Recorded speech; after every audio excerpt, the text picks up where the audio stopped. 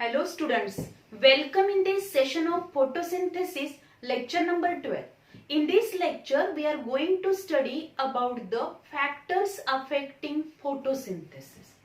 There are a number of factors which affect on the photosynthesis. So before discussing these factors affecting on photosynthesis, first we discuss some points, that is the cardinal points, and then we discuss the law of limiting factor. So first, that is the before 1905 it was customary to study the effect of individual factors on the rate of photosynthesis in terms of minimum, optimum and maximum, and these are the three cardinal points of each factor. जर आपण बघितलं 1905 च्या आधी जर आपण बघितलं, it was customary to study the effect of individual factor on the rate of photosynthesis. म्हणजे प्रत्येक इंडिव्हिज्युअल फॅक्टरचा फोटोसिंथेसिसच्या रेट वरती कसा इफेक्ट होतो हे स्टडी केलं गेलं, आणि त्यावेळी तीन कार्डिनल पॉइंट्स यूज केले जात होते. Means these effect of each individual factor on the rate of photosynthesis in terms of cardinal points, and these are nothing but the minimum, optimum and maximum.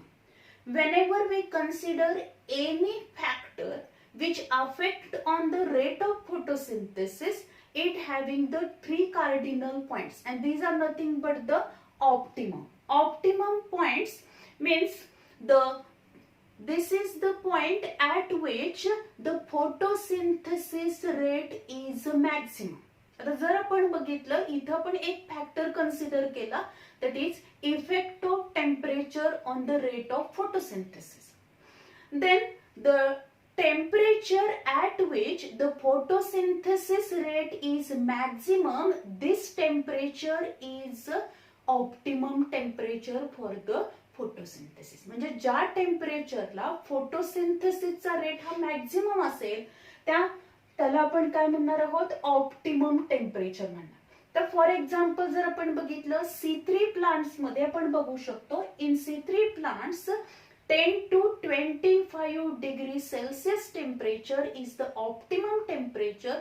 In this range of temperature, the C3 plant shows maximum photosynthesis. Then the minimum temperature. आता minimum temperature मध्ये जर आपण बघितलं तर minimum temperature means the temperature below which the photosynthesis is stopped. किंवा आपण असंही म्हणू शकतो the temperature from which the photosynthesis is start. ज्या टेम्परेचर पासून फोटोसिंथेसिस स्टार्ट होणार आहे त्याला आपण मिनिमम टेम्परेचर म्हणणार, किंवा या मिनिमम टेम्परेचरच्या खाली फोटोसिंथेसिस काय होईल, स्टॉप होत. This is consider as a minimum. Then the maximum means beyond this temperature the photosynthesis is stop. म्हणजे ज्या टेम्परेचर पेक्षा मॅक्झिमम टेम्परेचर आहे त्या मॅक्झिमम टेम्परेचर पेक्षा जर टेम्परेचर इन्क्रीज झालं तर काय होईल, फोटोसिंथेसिस हे स्टॉप होणार आहे. Means beyond this temperature the photosynthesis is stop. This is called as maximum temperature. So every factor which having the three cardinal points, and these are nothing but the minimum, optimum and maximum. Then we discuss about the law of limiting factor, or this is also called as Blackman's law. This law of limiting factor, which is explained by the scientist F. Blackman in 1905.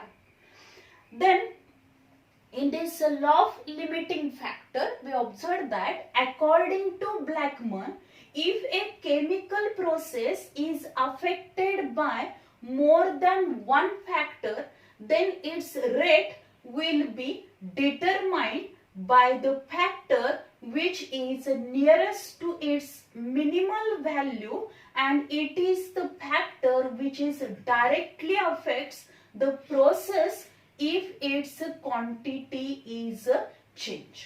म्हणजे जर आपण बघितलं एखादी chemical process आहे किंवा biochemical process आहे, if a chemical process or biochemical process is affected by more than one factor. म्हणजे जेव्हा एखादी process biochemical or chemical process ही एक पेक्षा जास्त फॅक्टरचा त्याच्यावरती काय होतोय इफेक्ट होते, affected by more than one factors, then its rate will be determined. मग त्या केमिकल रिएक्शनचा, बायोकेमिकल प्रोसेसचा, बायोकेमिकल रिएक्शनचा जो रेट असणार आहे ते कोण डिटरमाइन करेल? Then its rate will be determined by the factor which is nearest to its minimal value. म्हणजे जो फॅक्टर, ज्या फॅक्टरची व्हॅल्यू एकदम कमी असणार आहे तो फॅक्टर त्या केमिकल प्रोसेसचा, त्या बायोकेमिकल प्रोसेसचा रेट काय करेल? डिटरमाइन करेल. Then it is the factor which directly affects the process if its quantity is changed. आणि हा जो काही फॅक्टर तो रेट डिटरमाइन करणार आहे तो फॅक्टर डायरेक्टली त्या प्रोसेसवर त्याचा इफेक्ट होणार आहे. जर त्या फॅक्टरच्या क्वांटिटी मध्ये चेंज झाला तर त्या केमिकल बायोकेमिकल प्रोसेसच्या रेट मध्ये आपल्याला चेंज झालेला दिसेल. आता इथं जर आपण फोटोसिंथेसिस चा विचार करतोय, आपण फॅक्टर्स अफेक्टिंग फोटोसिंथेसिस हा पॉइंट आपण डिस्कस करतोय. म्हटल्यानंतर फोटोसिंथेसिस वरती नंबर ऑफ फॅक्टरचा इफेक्ट होईल. आता सपोज तिथं जर आपण बघितलं ऑप्टिमम टेम्परेचर अवेलेबल आहे, ऑप्टिमम लाईट तिथे अवेलेबल असणार आहे, त्याचबरोबर वॉटर अवेलेबिलिटी आहे आणि CO2 च्या कॉन्सन्ट्रेशन मध्ये जेवढ्या प्रमाणात CO2 चं कॉन्सन्ट्रेशन पाहिजे तर तेवढ्या प्रमाणात CO2 चं कॉन्सन्ट्रेशन अवेलेबल नाही, म्हणजे CO2 चं कॉन्सन्ट्रेशन काय झालं? डिक्रीज झालं. Then it affect. मग आता इथं फोटोसिंथेसिसचा रेट जो असणार आहे, this photosynthesis rate which is determined by the CO2 concentration. If there is a change in the CO2 concentration, then it change the rate of the photosynthesis process. फोटोसिंथेसिसच्या process मध्ये change होणार. म्हणजे ज्या फॅक्टरचे value ही सगळ्यात minimum आहे, म्हणजे CO2 चं concentration एकदम कमी आहे म्हटल्यानंतर इथं फोटोसिंथेसिस प्रोसेस ही कोण डिटरमाइन करणार आहे? CO2 कॉन्सन्ट्रेशन डिटरमाइन करणार.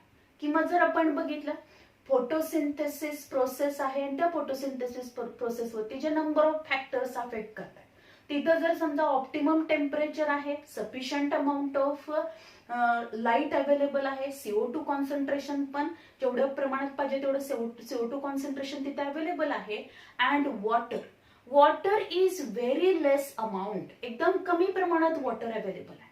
Then in that situation the water is the limiting factor, because the value of this water or this factor which is the minimum, and this water which determine the rate of photosynthesis. So this is all about the law of limiting factor or Blackman's law. Then the factors affecting on photosynthesis. There are two main types of the factors which affect on the photosynthesis, and these are nothing but the external factors and internal factors. First we discuss about the external factors. External factors मध्ये पहिल्यांदा आपण बघणार आहोत light. Light means already we know that the photosynthesis is a biochemical process in which light energy is converted into chemical energy. Photosynthesis ही एक biochemical process आहे की ज्याच्यामध्ये लाईट एनर्जीचं कन्व्हर्जन केमिकल एनर्जी मध्ये होतं. Means this process which is takes place in the light. So light is a very important external factor which is essential for the photosynthesis. And the light quality, intensity of light, duration of the light affect on the photosynthesis. म्हणजे quality of light, त्याचबरोबर intensity of light and duration of light which affect on the photosynthesis. Quality of light. Already we know that the sunlight which having the visible light and invisible light, out of which the plant use visible light for the photosynthesis, and this visible light wavelength is 400 to 700 nanometer, and this photosynthetically active radiation means the visible light which having the 7 colors light. Out of these 7 colors light, the plant absorb means the chlorophyll A absorb red light, red wavelength light, and blue wavelength light, and violet wavelength light. Means the photosynthesis is maximum in red, blue, and the violet light. सगळ्यात जास्त photosynthesis हे red light मध्ये होईल, त्यानंतर ते blue मध्ये होणार आहे आणि व्हायलेट मध्ये पण होईल. म्हणजे जी quality of the light photosynthesis साठी इसेन्शियल आहे ती कोणती असेल? Red, blue and violet. And the very negligible और very less amount of the photosynthesis is takes place in the green light. green light मध्ये negligible amount मध्ये किंवा photosynthesis green light मध्ये होणार नाही. Then the intensity of the light. Intensity of the light which also affect on the rate of photosynthesis. The rate of photosynthesis is increases as the intensity of the light increases, but up to certain limit. Beyond this limit means beyond the maximum light, then the rate of photosynthesis which is decrease. जर आपण बघितलं जसं लाईटची intensity increase होणार आहे तसं फोटोसिंथेसिसचा rate increase होईल, पण एक ठराविक लिमिट पर्यंत इन्क्रीज होणार आहे. त्याच्यापेक्षा जास्त जर लाईट इंटेन्सिटी वाढली तर फोटोसिंथेसिसचा रेट काय होतो? कमी होणार आहे. Means the very high intensity of the light, that is beyond a point, breakdown of the chlorophyll and decrease in the photosynthesis. म्हणजे जर आपण बघितलं की high intensity, very high intensity of light जर तिथं प्रेझेंट असेल किंवा beyond a point maximum light जर आपण बघितलं की जिथपर्यंत फोटोसिंथेसिसचा रेट वाढलाय त्याच्यापेक्षाही जास्त बियॉन्ड ए पॉइंट जरी लाईट इन्क्रीज झाली तर तिथं काय होणार आहे? क्लोरोफिल मॉलिक्यूल हे डिनॅच्युअर्ड होतील, डॅमेज होणार आहेत, ब्रेकडाऊन होतील. Breakdown of chlorophyll molecule is takes place as well as the photosynthesis rate is decrease. आता ह्याच्यामध्ये जर आपण बघितलं आपण दोन टाईपचे प्लांट्स बघू शकतो, that is the heliophytes and sciophytes. आता स्किओफाइट्स जे असणार आहेत these are the shade loving plants. Shade loving plants means the plants which are growing in the shady region, म्हणजेच सावलीमध्ये येणारे जे प्लांट्स असणार आहेत त्या प्लांट्सना आपण काय म्हणतो? The plants which are grow in the shade. These are nothing but the sciophytes. These plants require the very less amount of the or low intensity light. But when we consider the heliophytes, means the sun plants, means they require the high intensity of light to increase the rate of photosynthesis. Then the light intensity at which a plant can achieve a maximum amount of photosynthesis is called as light saturation point. This point is very important one. याच्यावरती question विचारला जातो आपल्याला. Light saturation point. Light saturation point म्हणजे काय? तर light intensity at which a plant can achieve maximum amount of photosynthesis. म्हणजे ज्या light इंटेन्सिटीला प्लांट मॅक्झिमम अमाउंट मध्ये फोटोसिंथेसिस करणार आहे त्या पॉइंटला, त्या लाईटला आपण काय म्हणतो?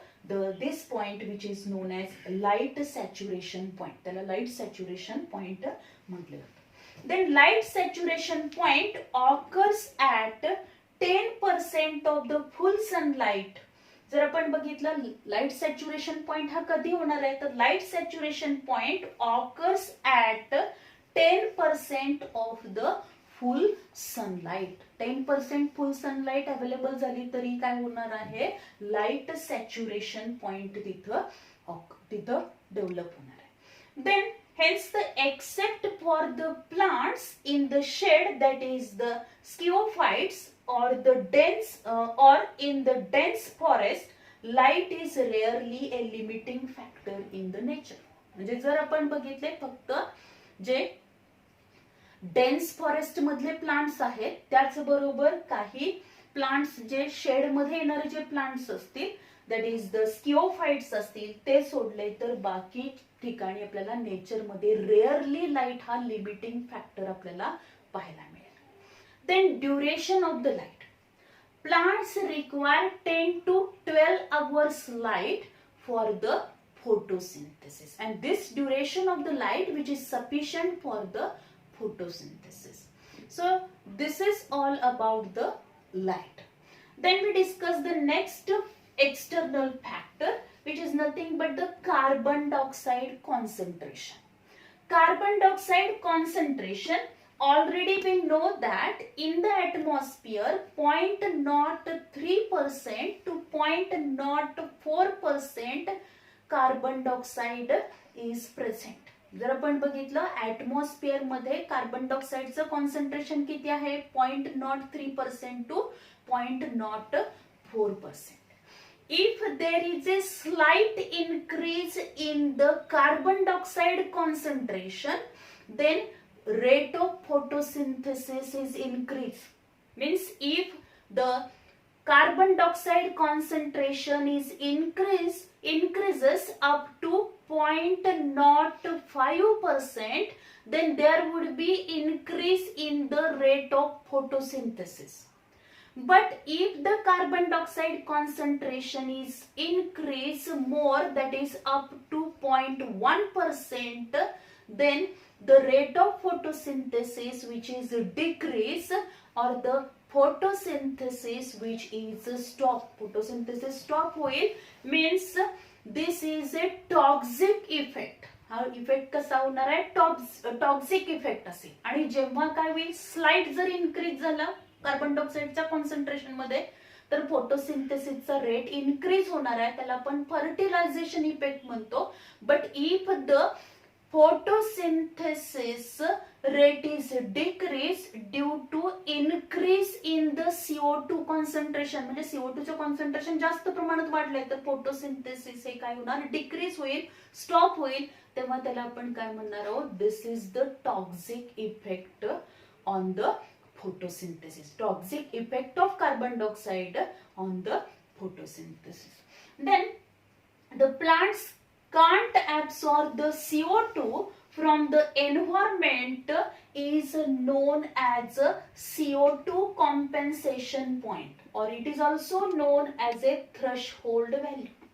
Thus carbon dioxide compensation point किंवा थ्रेशहोल्ड व्हॅल्यू म्हणजे काय असणार आहे तर plants can't absorb carbon dioxide from environment is known as a carbon dioxide compensation point. म्हणजे काय होईल इथं तर प्लांट्स हे एन्व्हायरमेंट मधून कार्बन डायऑक्साइड ऍब्सॉर्बच करणार नाहीत तेव्हा त्याला आपण काय म्हणतो कार्बन डायऑक्साइड कॉम्पेन्सेशन पॉइंट किंवा threshold value. When the amount of carbon dioxide absorbed for the photosynthesis is equal to amount of carbon dioxide released by the respiration or the photorespiration process. म्हणजे respiration आणि फोटोरेस्पिरेशन process मधून जेवढा carbon dioxide release झालाय तेवढाच carbon dioxide हा photosynthesis प्रोसेसने absorb केला असेल. In that condition the plants can't absorb the CO2 from the environment and this is called as a carbon dioxide compensation point और threshold value. And this threshold value is 25 to 100 ppm in C3 plants. C3 plants मध्ये ही value किती आहे 25 to 100 ppm आहे. आणि C4 plants मध्ये ही जी carbon dioxide compensation value जी असणार आहे ती किती आहे 0 to 10 ppm आहे C4 प्लांट्स मध्ये.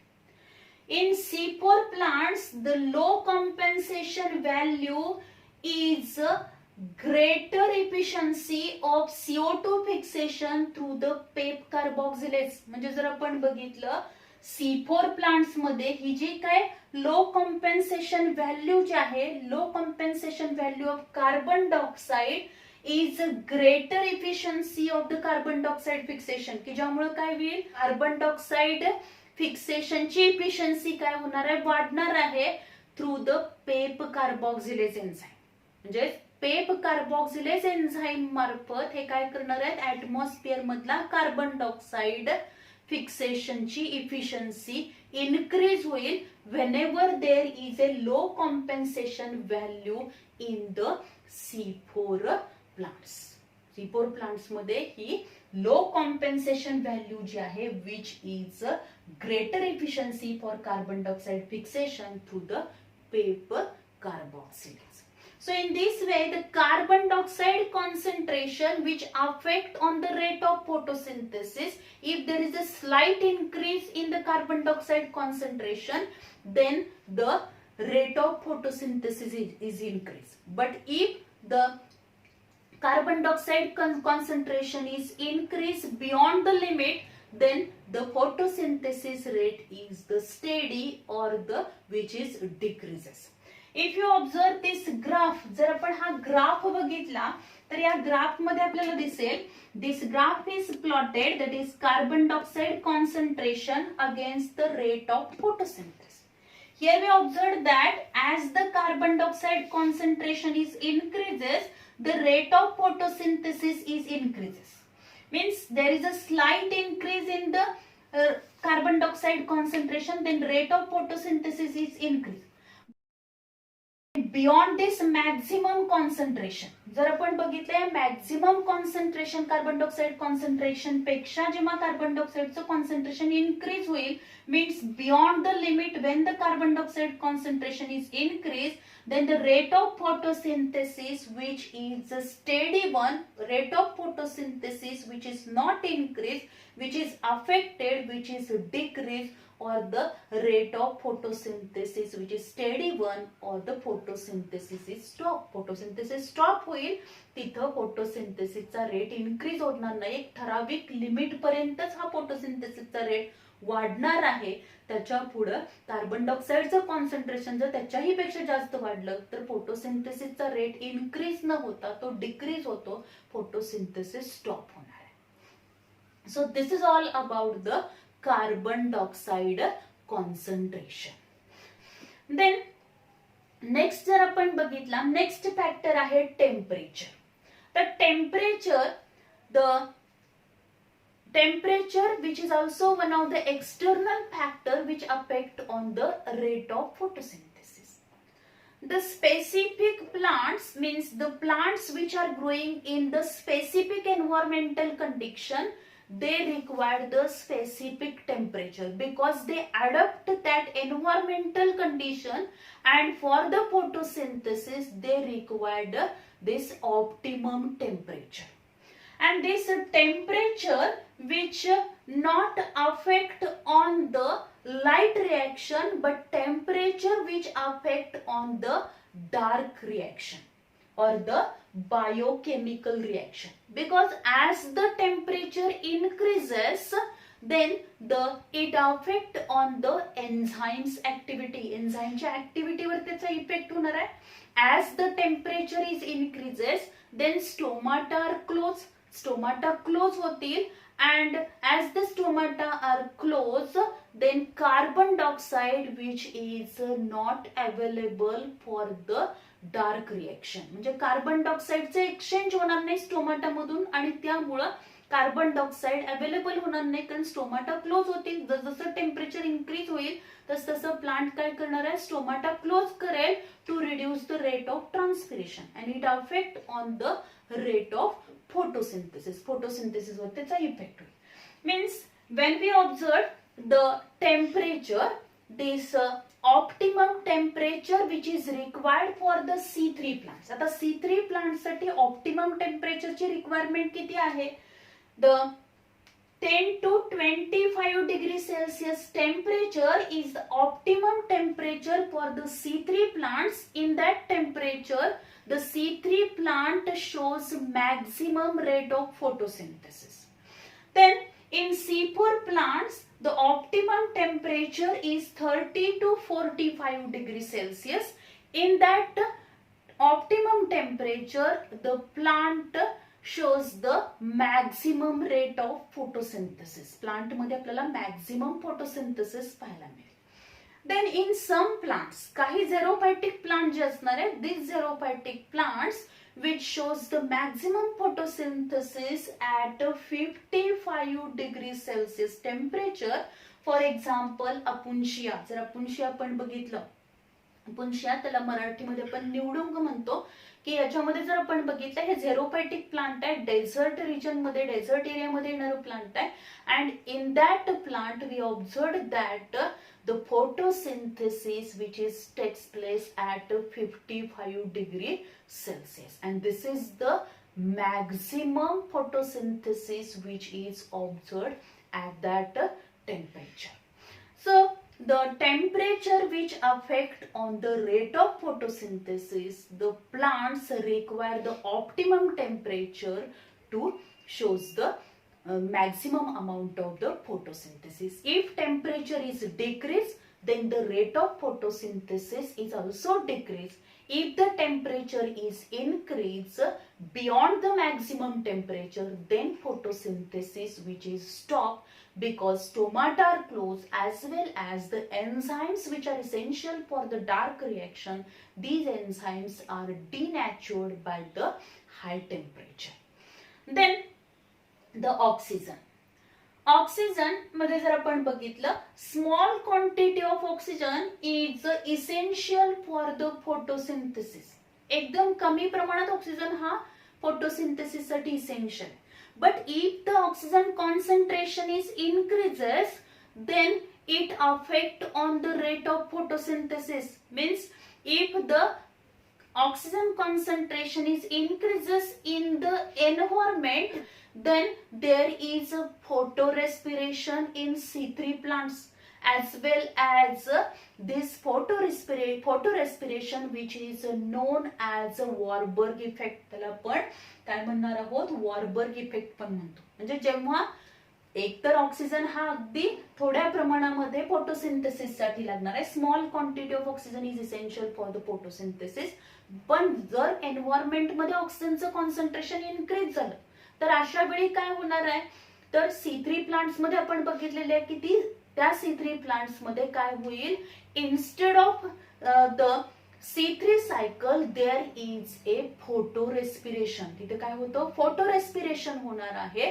म्हणजे जो फिक्स केलेला कार्बन आहे तो काय होईल, the fix carbon which is lost in the form of CO2. म्हणजे ऑलरेडी फिक्स केलेला कार्बन हा काय होतो, लॉस होईल. म्हणजे 25% carbon which is lost in the form of CO2. So as the O2 concentration is increased, it affect on the rate of photosynthesis, means photosynthesis rate is decrease. It inhibit the photosynthesis. Photosynthesis ते inhibit करणार आहे.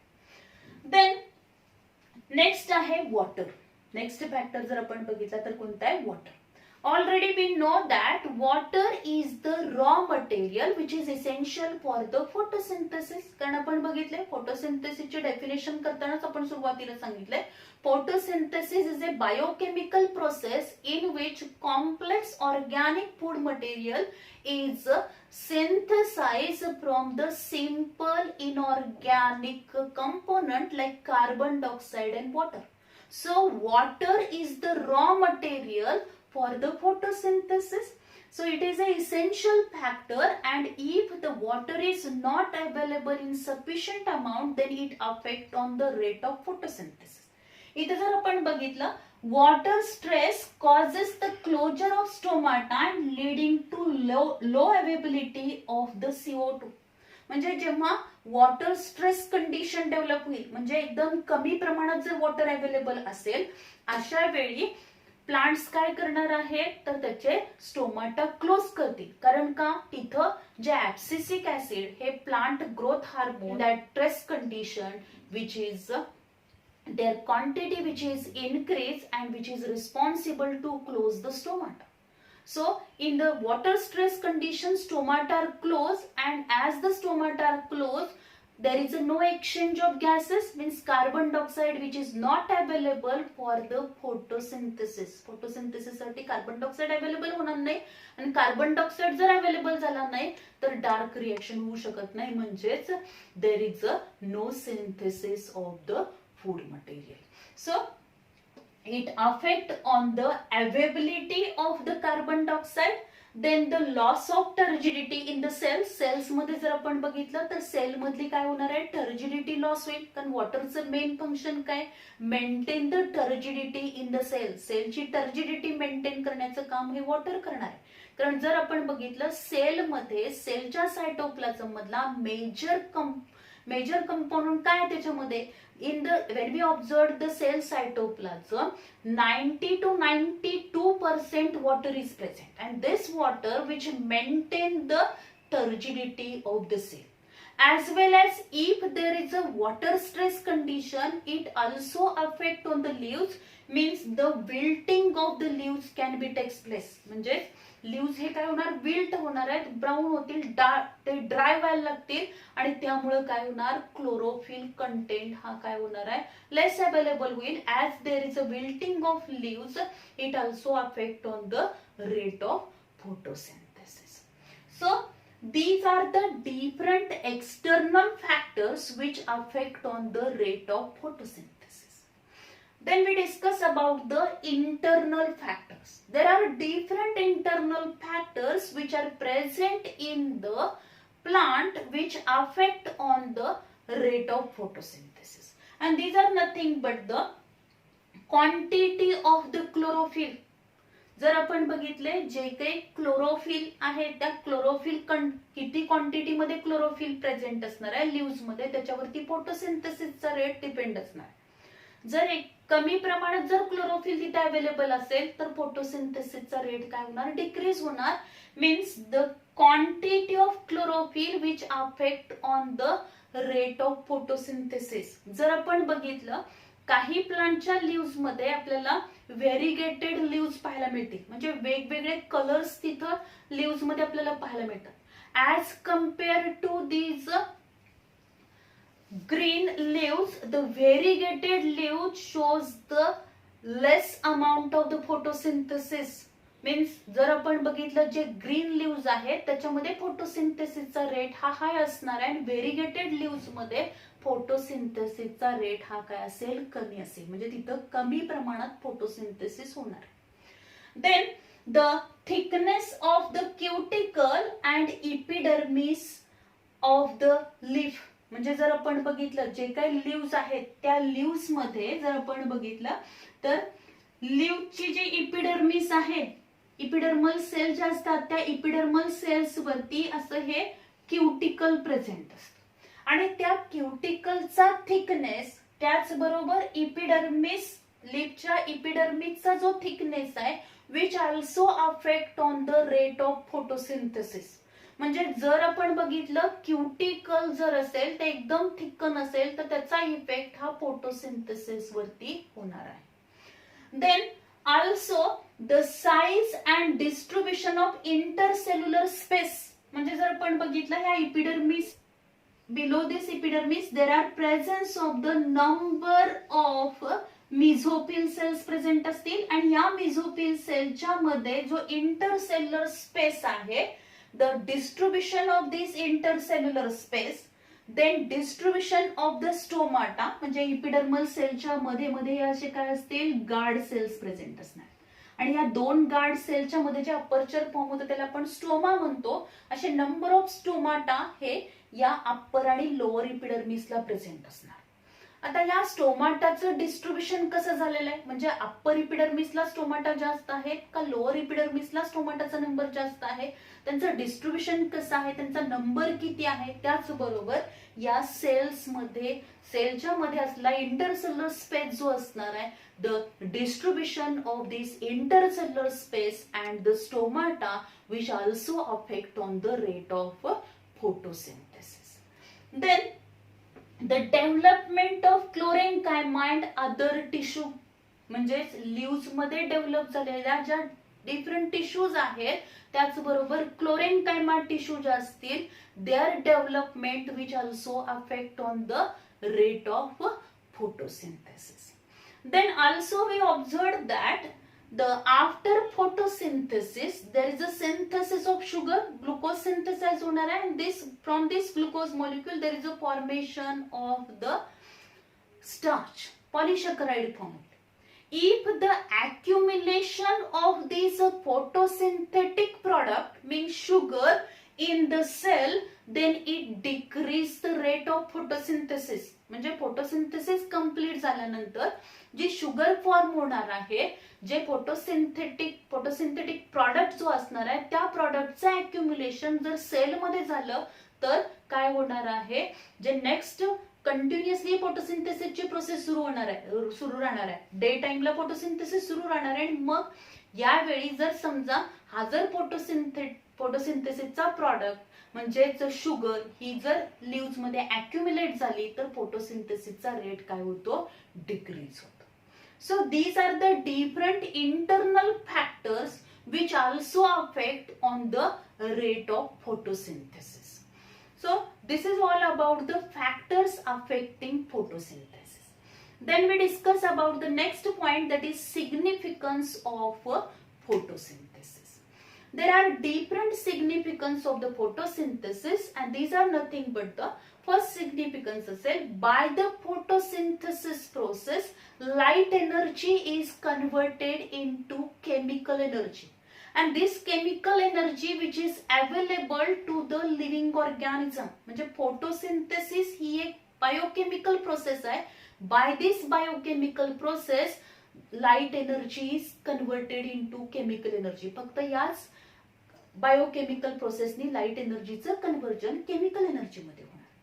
Then by this photosynthesis process there is a synthesis of food, and from this food the energy is available to the plant as well as the energy is available to other heterotrophic organisms.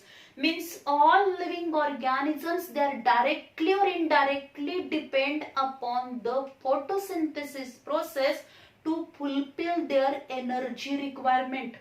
म्हणजे जर आपण बघितलं photosynthesis process मध्ये light एनर्जीचं conversion chemical energy मध्ये होणार, म्हणजे तिथं synthesis of food material होईल. आणि हे जे काही फूड मटेरियल सिंथेसिस होणार आहे त्या फूड मटेरियल मधून प्लांट्सला एनर्जी मिळणार आहे for their growth, development and other biochemical reaction as well as other heterotrophic organism. म्हणजे जे काही अदर लिव्हिंग ऑर्गॅनिझम्स आहेत की जे स्वतः फोटोसिंथेसिसची प्रोसेस करू शकत नाही, ते ह्या प्लांट्स वरती डायरेक्टली आणि इनडायरेक्टली डिपेंड असणार आहे to fulfil their food requirement, to fulfil their energy requirement. Means all living organism म्हणजे सगळे लिव्हिंग ऑर्गॅनिझम्स हे डायरेक्टली और इनडायरेक्टली या फोटोसिंथेसिसच्या प्रोसेसवरती डिपेंड आहेत to fulfil their energy requirement. Then during the photosynthesis carbon dioxide is absorbed and O2 is released. Carbon dioxide absorbed केला जाईल आणि oxygen release केला जाईल. And this oxygen which is released in the atmosphere which is available for the aerobic respiration. In this way there is a balance between the carbon dioxide and oxygen concentration in the atmosphere. And this, as the photosynthesis there is a release of oxygen, this oxygen which is available for the aerobic respiration which purify the air, as well as this oxygen which is also useful for the formation of the ozone layer. Ozone formation साठी चा उपयोग होणार आहे. दिस ozone which protect the living organisms on this planet from the ultraviolet radiation. Ultraviolet radiation पासून सगळ्या living ऑर्गॅनिझमचं protection करण्याचं काम हे ओझोन लेअर करणार आहे. आणि ह्या ओझोन फॉर्मेशन मध्ये पण काही अमाउंट मध्ये ऑक्सिजन काय केला जातो, यूज केला जाणार आहे. Then by this photosynthesis process, means as compared to respiration, photosynthesis rate is high, then there is a formation of biomass of the plant, and this biomass of the plant which provide the feeding, hiding and nesting places for the animals. म्हणजे जर आपण बघितलं फोटोसिंथेसिसचा rate हा respiration पेक्षा जास्त आहे and due to which the growth and development of the plant which can be takes place. प्लांटची growth चांगली होणार आहे, तिथं प्लांटची मोठी कॅनॉपी डेव्हलप होईल म्हणजे बायोमास डेव्हलप होणार. And this plant which provide the hiding, nesting and feeding places for the different animals. म्हणजे वेगवेगळ्या प्रकारचे अॅनिमल्स हे त्या झाडावरती फिडिंग काय त्यांचं फूड मटेरियल कलेक्ट करण्यासाठी येणार आहे, त्याचबरोबर त्यांना तिथं राहण्यासाठी जागा मिळणार आहे, हायडिंग लपण्यासाठी त्यांच्या एनिमीज पासून लपण्यासाठी पण तिथं त्यांना प्लेस मिळू शकते. Then the by the photosynthesis the fossil fuels means the petroleum, coal and natural gas which are the product of the photosynthesis. Means due to any natural calamities, the like earthquake, flood, the number of living organisms which are buried in the earth crust, and then after thousands of years these organisms which are converted into these plants which are converted into the fossil fuels, and these fossil fuels means petroleum, coal and natural gas. These are the products of the photosynthesis. Then there are also different plant products like timber, alkaloids, then gum, resin, tannin, rubber, steroids. These are the different plant products, or these are produced by the process of photosynthesis. Means these are the photosynthetic products which are economically important one, or these are economically beneficial one. So these are the different significance of the photosynthesis. हे सगळे फोटोसिंथेसिसचे significance आहे. तर हा जो काही point आहे याच्यावरती आपल्याला क्वेश्चन एकतर विचारला जातो थेरीमध्ये, give the significance of photosynthesis अशा टाईपचा 2 मार्क्सचा क्वेश्चन आपल्याला विचारला जाईल. Then these factors affecting photosynthesis याच्याशी रिलेटेड आपल्याला नीट मध्ये, सीईटी मध्ये, त्याचबरोबर थेरीला सुद्धा क्वेश्चन विचारले जाऊ शकतात. त्याच्यामधला इम्पॉर्टंट पॉइंट म्हणजे त्याच्यातला इम्पॉर्टंट पॉइंट कोणता आहे, law of limiting factor or Blackman's law of limiting factor, which is very important for the NEET CET as well as for the theory exam. त्याच्यासाठी तो इम्पॉर्टंट आहे आणि याच्यातला कोणत्याही एखाद्या फॅक्टर वरती तुम्हाला क्वेश्चन विचारला जाऊ शकेल. In this way, here we completed the topic photosynthesis. Thank you very much.